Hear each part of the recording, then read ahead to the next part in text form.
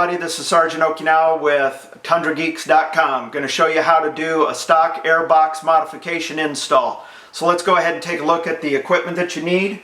You're going to need a small socket set, a flat tip screwdriver, a box cutting knife, a 3-inch metal hole drill with a fresh drill bit, a corded or cordless drill bit of your choice, the instructions that come with the kit, and the kit materials, including the fancy-dancy stickers that come with it.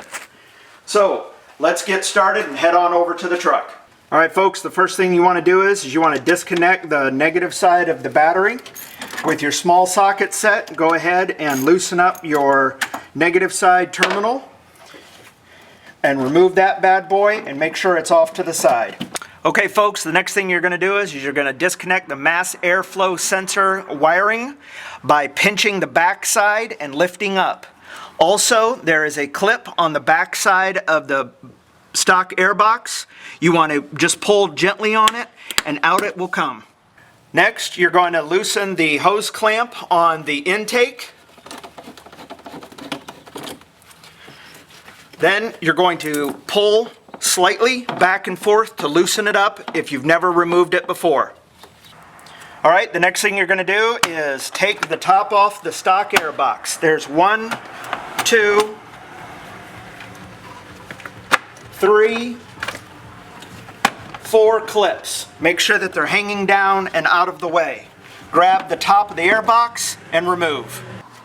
Next, you're going to remove your air filter. Set it to the side, make sure you don't damage it. You might want to inspect it for any breaks or tears or problems at this time. Alright folks, what you want to do is remove the 2 bottom bolts on the stock airbox. And by the way, I changed to a larger socket set with a long extension on it. That way it's easier to get down there. And you want to use a 10mm socket head.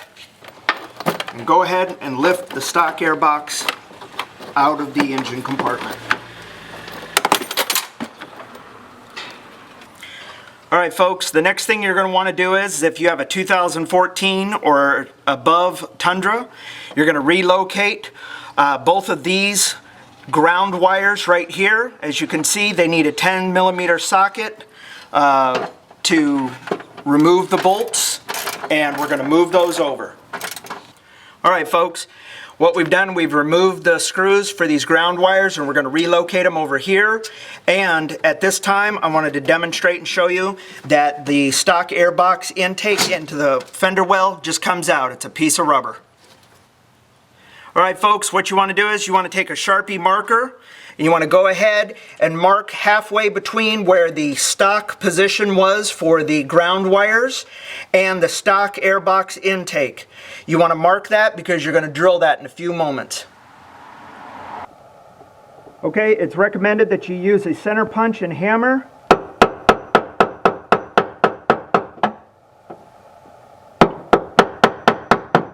To get your hole started before you start drilling. Next, go ahead and drill your hole. I started with a small bit first, and then I'll go to a larger bit.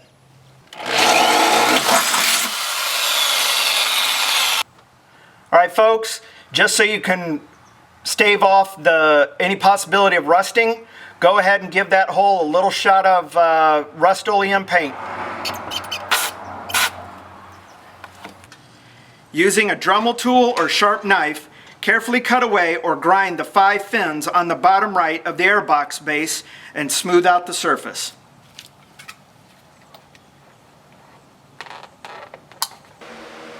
And by the way folks, instead of using a sharp knife, it's always easier to use a Dremel tool if you have one. Alright folks, once you get all the 5 fins cut out, go ahead and sand the surface area so it's nice and smooth. Next, inside the airbox or on the outside of the airbox, measure and mark 1 1/2 inch down from the top edge of the base and 2 1/4 inch from the back of the base, and carefully cut a drill hole 3 inches OD hole using a 3-inch OD hole saw or a jigsaw.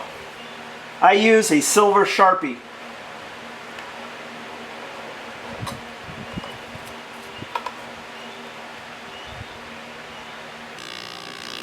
Go ahead and drill your hole.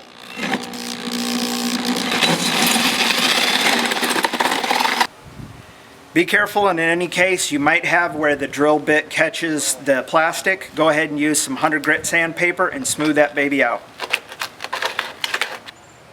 Alright folks, what you're going to do next is you're going to take the stock airbox bottom and temporarily insert it back into the engine compartment.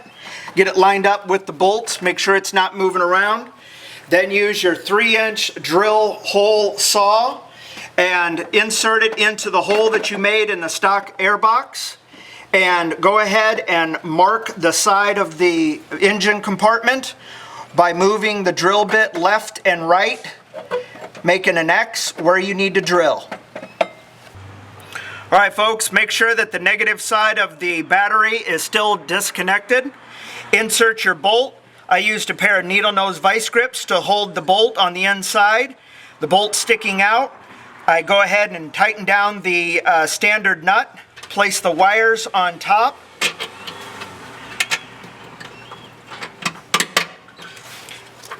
And then tighten with your aircraft nut. Okay folks, make sure you put a rag over the wires. That way when you're drilling your hole in the side of the engine compartment, you don't accidentally hit the wires or hot metal shards hit the wires and burn through them. I use a little bit of masking tape just to hold it in place. Alright folks, this is just me, but I go ahead and use the center punch to get a good nice hole in the engine compartment before I start drilling. Okay folks, the next thing you want to do is go ahead and drill your hole. As you can see, I've taped up as much as I can to protect the wires and to catch the metal shavings that come out.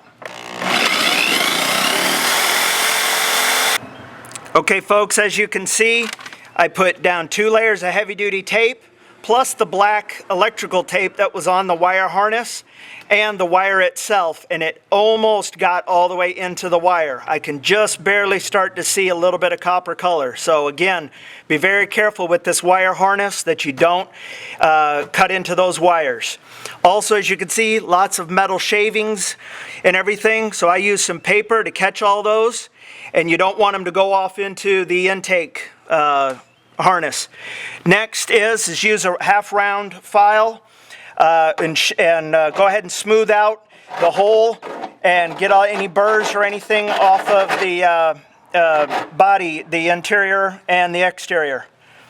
Okay folks, the next step then is you're going to want to vacuum up all of these metal shavings and everything and get the area all cleaned up.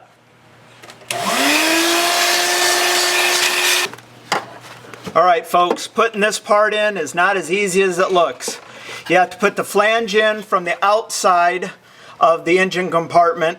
Then you have to fit this fitted flange on the inside with the foam. And then you have to put the rubber hose on all at the same time without cutting yourself up. So let's see while my son tries to get this on here how hard it is.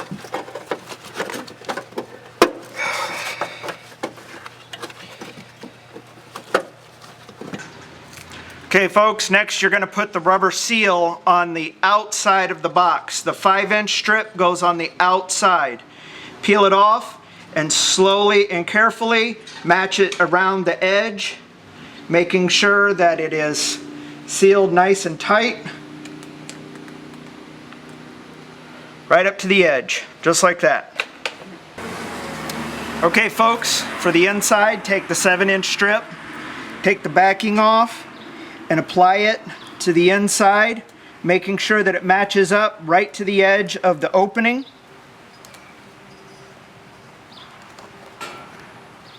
Don't worry if it gets stuck and you didn't have it in the right spot, it'll come up.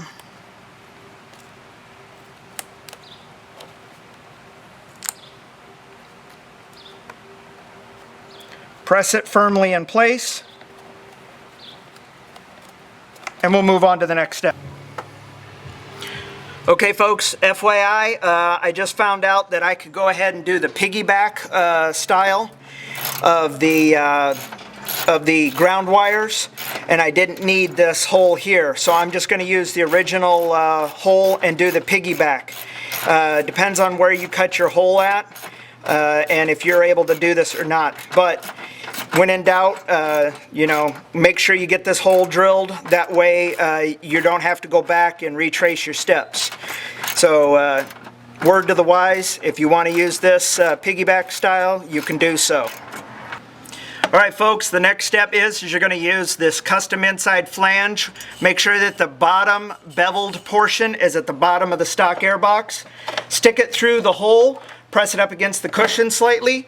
This outside ring, take it and put it on the outside, and then insert the whole thing into the hose. Next, go ahead and reinstall the stock air box bottom. For those of you that have this kind of air filter, you may have to notch out a little bit because of the inside flange. So go ahead and cut out as much as you need. Alright, next thing to do is then bring in the air box top, insert it into the intake, and set it down on top, making sure it's good and nice and tight, lined up.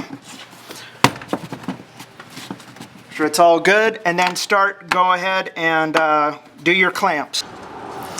Next is go ahead and put your mass airflow sensor cabling back on, and ensure that you hook the one onto the airbox as well. Okay folks, last thing is put that negative back on that battery and tighten it down. Alright folks, that's it from Sergeant Okinawa here for TundraGeeks.com and G-Tek Fab. Here you go, start her up.